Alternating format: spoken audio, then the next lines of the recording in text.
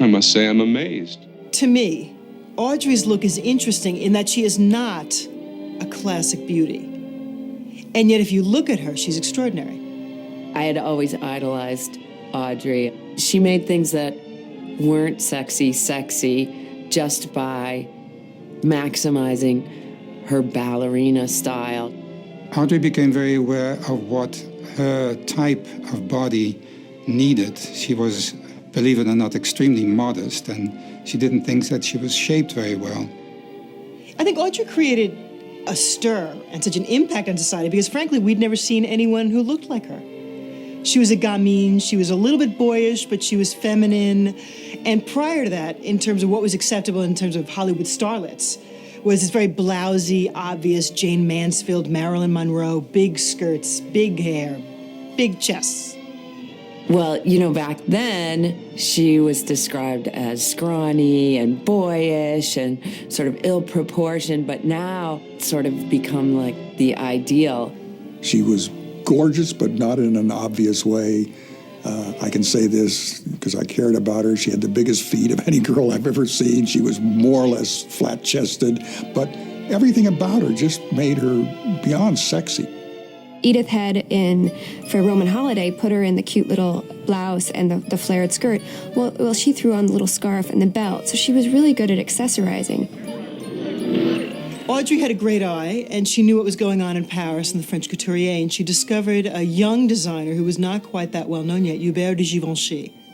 When he first met her, he thought he was meeting Katharine Hepburn. And so when she walked in, she was picking a couple dresses for her role in Sabrina, and he was like, "I don't have time to meet with you, mademoiselle." And she begged him, she said, "Just let me go look and see what was in the racks from the last season." And she picked out 3 pieces. And those 3 pieces she wore in Sabrina, and they became iconographic. And from then on, she and Givenchy worked together for the rest of her life. He had, prior to having met her, really been designing for her silhouette, the gazelle-like creatures that the ideal model is. So the things that he showed her without having designed them for her when she first went to him were absolutely perfect for her. My friends, you saw and hear a waif, a gamma, a lowly caterpillar. We open the cocoon, but it is not a butterfly that emerges. It's not? It is a bird of paradise. Lights!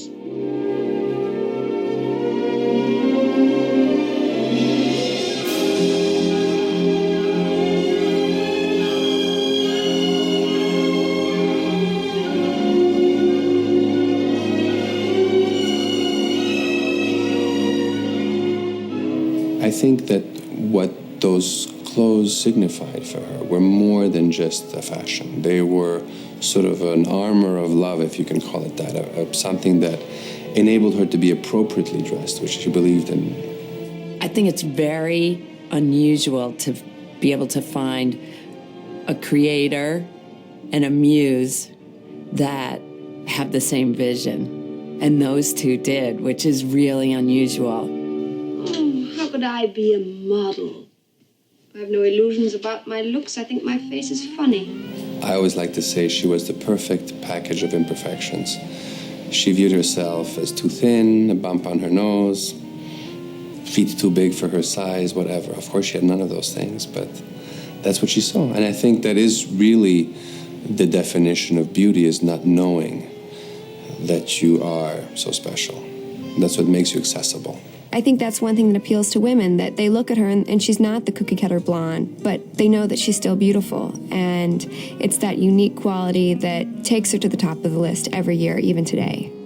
As a designer, you can't help but design things that you want to wear. As a woman designer, I guess I sort of selfishly design things for myself, and I sort of feel like I have her body a little bit and, have never really had the curves that I wanted, So I think she has been a great inspiration in that way, to just sort of maximize what you have and be comfortable and confident with that. She believed always in underdressing rather than overdressing.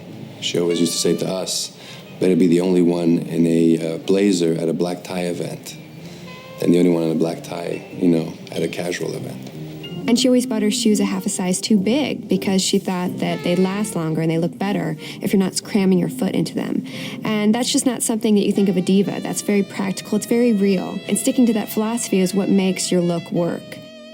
The way she looked was so much who she was that there was no separation between the woman and her clothes. So designers today, even now, if they see something they like, a really clean look, a modern look, a look that works, they'll say, oh, that's so Audrey.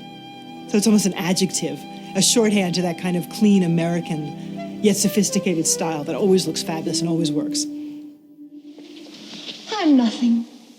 A creature of the streets with a police record as long as your arm. He had me paroled just for this, to be the luscious and irresistible bait squirming on the end of the hook he has prepared. The clothes that made her feel most comfortable were polo shirts and jeans. In fact, that's what she wore, I would say, 90% of the time. That's what she wore at home. That's what she wore on our UNICEF missions. No matter when you see Audrey Hepburn, whether it's, with the Gigi years or at the end when she was with UNICEF, she looks the same. Maybe it's like a cute little polo shirt, capris, cowl neck, but it's the same basic shapes and the same basic colors, black, tan. She didn't really go for a lot of prints. And so she's just this true icon to simplicity and to knowing what works with your body and sticking with it. It was a way to say, in a way, don't look at me. How interesting that everybody did. I believe that people, especially women, were intrigued by her style, her elegance, because they sensed it to be a manifestation of her total essence. She was so genuine in every part of her life, and her clothing and her style, she just genuinely loved clothes. And so it was sort of a natural thing to become a style icon. Audrey is, I would say, out of the 20th century, she really is the style icon, and everyone else just follows in her wake. You see a little bit of Audrey in a lot of people, but you don't really see anybody who's being their own Audrey. And to really be a new Audrey, you have to be an individual. So maybe she's cast too big of a shadow.